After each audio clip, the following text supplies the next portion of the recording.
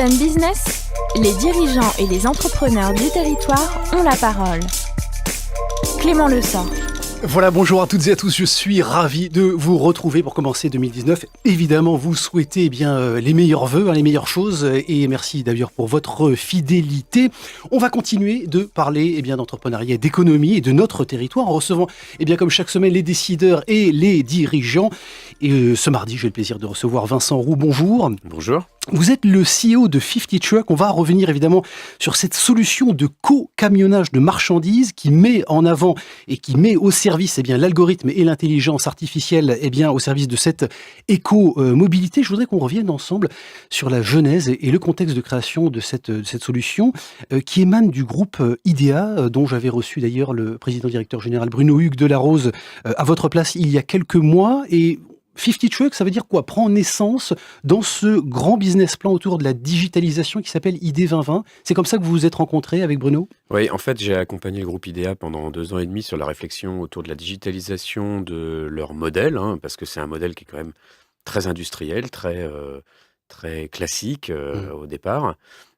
Et IDEA a toujours eu cette ambition d'être dans l'innovation, toujours anticiper à 5, à 10, à 15 ans ce que serait l'avenir de leur marché. Donc on les a accompagnés là-dessus, je les ai accompagnés là-dessus avec le comité de direction. Et de là ont émergé un certain nombre de projets, certains en incrémental, c'est-à-dire innovation à l'intérieur même des unités de business existantes, d'autres en ad hoc, donc vraiment comment on crée un modèle économique extérieur à l'entreprise qui pourra profiter à terme à l'entreprise. Et là, on s'est intéressé notamment au transport. La relation est quand même ombilicale avec IDEA. C'est eux qui ont injecté le cash au démarrage? Alors, bien sûr qu'il y a une logique de financement au démarrage. Alors, j'ai aussi, moi, investi à titre personnel. Mais il y a aussi un rapport ombilical avec la connaissance du marché, les connexions au marché. Donc, on peut presque dire que c'est notre couveuse au départ.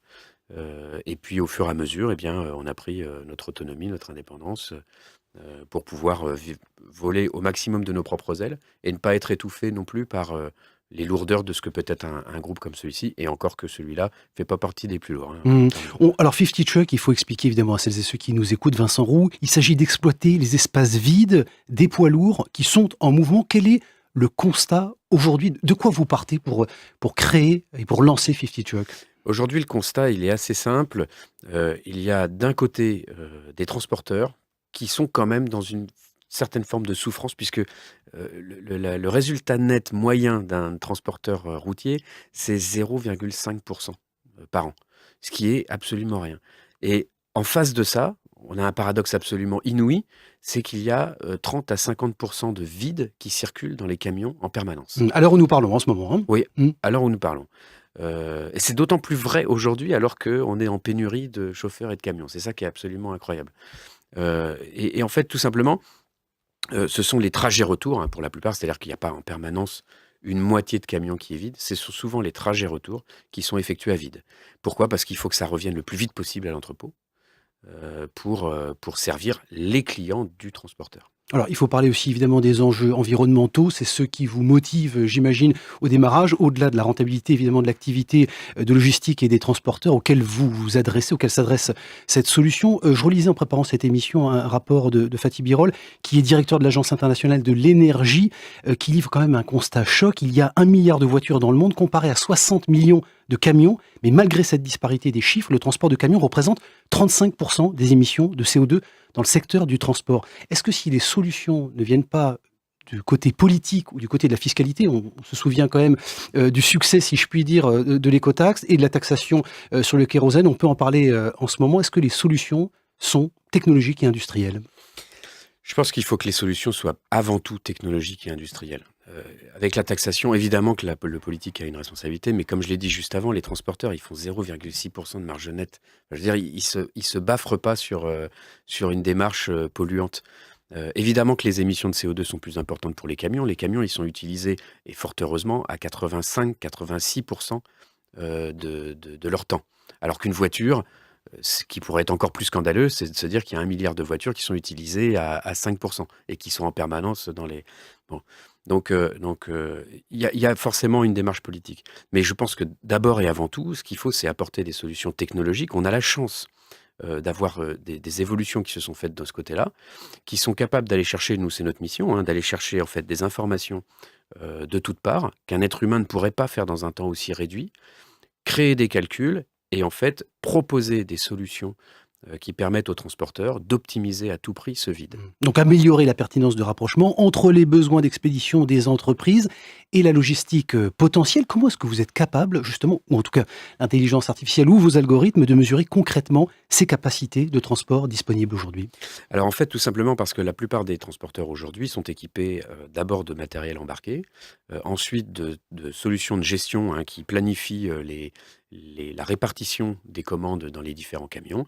Et nous, en se connectant en fait à ces différents sujets-là, on peut nous déduire des capacités de transport vide. Alors ensuite, il y a énormément de critères hein, qui vont être sur la planification, sur les heures de livraison, les heures de reprise, le temps qu'il va falloir attendre à tel quai, etc. Enfin, il y a plein de choses, le trafic, même le relief, hein, on regarde jusqu'au relief, Les conditions météo? les conditions Mmh. météo, évidemment. Donc le Puis, sujet, Vincent Roux, ça veut dire que le sujet, il est data pour vous aujourd'hui, pour 50 ah Truck? oui, le sujet, il est éminemment data aujourd'hui, oui, oui, oui, absolument. Et en contrepartie de ça, il est éminemment humain, parce que ça va demander aussi une conduite du changement sur ce marché qui n'est pas nécessairement évidente pour tout le monde. Mmh. Tout le monde se plaint de la condition, personne n'est totalement prêt à changer immédiatement, parce que on a toujours un peu peur de l'inconnu, quoi. Vous dites développer la rationalité écologique, on en a parlé rapidement au démarrage, du transport, mais également économique. Quels sont les arguments pour convaincre les acteurs du transport?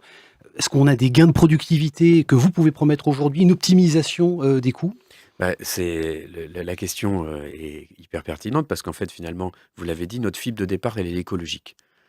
Si je le dis de manière assez crue, tout le monde s'en fout. Enfin, c'est pas la priorité Mmh. pour un industriel ou une entreprise, la dimension écologique. Si la dimension écologique vient créer une rentabilité, alors là, je vais m'y intéresser. Il faut que ça touche au porte-monnaie. Donc, évidemment, je caricature, hein, tout le monde ne s'en fout pas complètement de polluer, hein, mais en tout cas, il faut que ça touche au porte-monnaie. Donc là, évidemment, ce qu'on leur dit, c'est utiliser vos capacités de transport existantes pour n'en faire que du bénéfice. Voilà, assez simplement, hein, c'est pas plus bête que ça. Quelles sont les résistances, Vincent Roux, que vous rencontrez aujourd'hui dans un milieu que certains jugent encore trop souvent archaïque et corporatiste, celui du transport et de la logistique? Alors, ils sont loin d'être archaïques, hein, les archaïsmes, c'est le transport peut-être d'il y a 20 ou 30 ans. Aujourd'hui, ils sont extrêmement équipés, d'un certain nombre de logiciels. En tout cas, je parle pour les plus gros. Heu, Simplement, les archaïsmes, ils sont plus je reviens sur la conduite du changement. Mmh. On a des gens aujourd'hui où ça fonctionne pas très, très bien, mais ça fonctionne. Donc, quand on leur apporte de la nouveauté, il faut vraiment que ça leur fasse imaginer un changement assez radical, soit dans le gain économique, soit dans la réduction de la pénibilité de leur travail. Et ça, ils ont un peu de mal à se projeter aujourd'hui. Donc c'est ça qu'on a le plus de mal à faire, c'est qu'on peut arriver avec une équation économique qui est hyper mathématique, simple, pour dire vous allez faire plus 20, plus 30%. Euh, ça va quand même être difficile à mettre en place parce que les habitudes sont tenaces. Mmh. Au-delà des changements évidemment de process que cela induit, est-ce qu'on ne vous suspecte pas de vouloir ubériser, le marché de la logistique? Alors, c'est systématiquement ce qu'on nous rétorque, hein, Mmh. d'ailleurs, c'est pour ça aussi que la profession s'est un petit peu, organisée, en mode hérisson dès qu'il s'agissait de parler d'une plateforme digitale. Je crois que ce qui leur fait le plus peur, en fait, c'est pas forcément d'être ubérisés parce que, il faut des camions, les palettes, il faut aussi un savoir-faire, hein, c'est quand même pas on transporte pas toujours n'importe quoi, c'est pas toujours des bouteilles d'eau, quoi, hein, Mmh. néanmoins, là où ils ont peur de ces plateformes-là, c'est l'utilisation des données. Mmh. Pour eux, l'utilisation des données, c'est perdre le pouvoir sur leur capacité à être secret sur qui sont leurs clients, où est-ce qu'ils sont, etc. Ça veut dire que vous n'êtes pas un commissionnaire digital, vous leur laissez la maîtrise de leurs tarifs? Ah oui, oui, oui, nous c'est extrêmement important. Contrairement à toutes les autres plateformes, nous notre boulot c'est d'être une société technologique. Mmh. On apporte des solutions technologiques aux transporteurs. 36 000 justement transporteurs dans l'Hexagone aujourd'hui, dont 80% moins de 10 salariés. Ce qui vous intéresse, ce sont les 20% restants, les plus gros? Alors évidemment, au départ, il faut travailler sur les plus gros parce que ne serait-ce que pour vivre au départ, il nous faut du volume. Néanmoins, il est extrêmement important que notre solution puisse s'adresser à n'importe quel type de transporteur. Alors vous dites pour vivre, votre modèle économique repose sur une forme d'abonnement ? Une licence d'abonnement, absolument, et basée sur le nombre de camions qu'ont les transporteurs, de manière à ce que ce soit le plus juste possible. Avec un point d'équilibre qui se situe autour de... En fait, c'est très difficile à dire, puisque au fur et à mesure qu'on va grandir, l'entreprise va grandir aussi en termes de charges serveurs notamment.